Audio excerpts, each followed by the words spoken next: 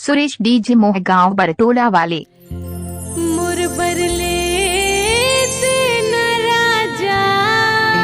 DJ दीपक भाई sound service Mohgaon बरटोला।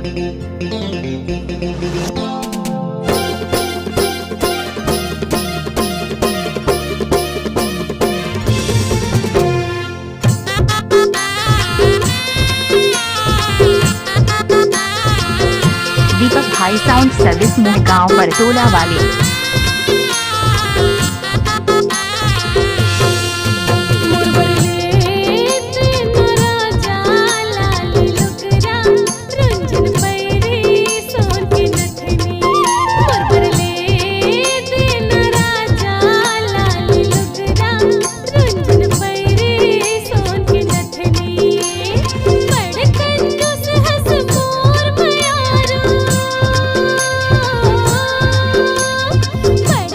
दीपक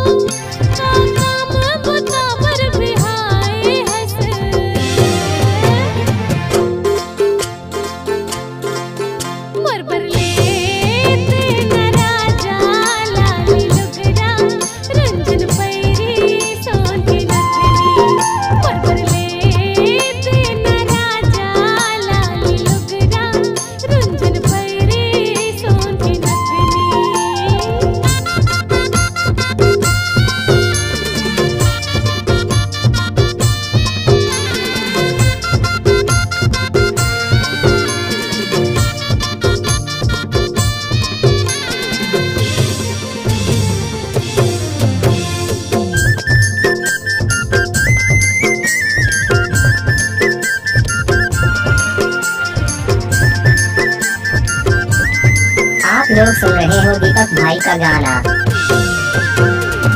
मेला ले जाना मोला गुपचुप खवा दे कोको कोला पिला देना का संग में अपन झूला झूला के फिल्म दिखा देना का। सुरेश डीजे मोहगांव बरटोला वाले।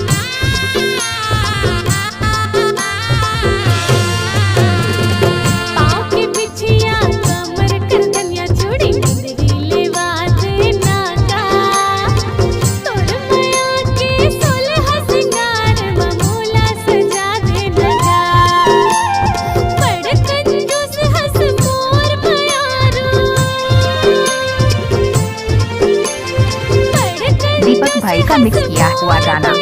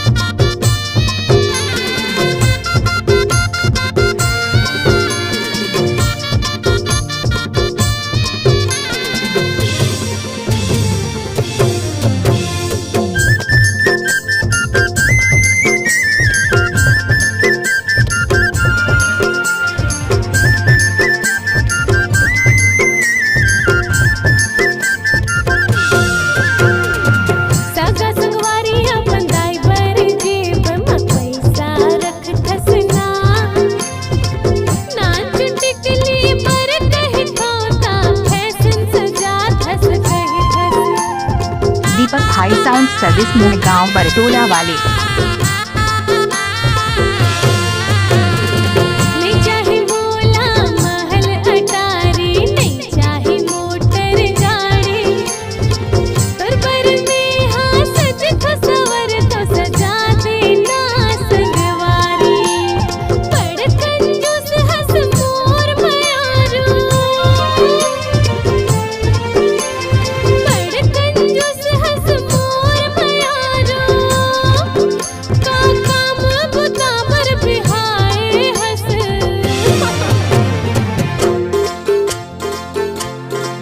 तोर बरले देहूँ गानी लाल लुगरा गुंजुन पैरी सोन के नथनी। तोर बरले देहूँ रानी लाल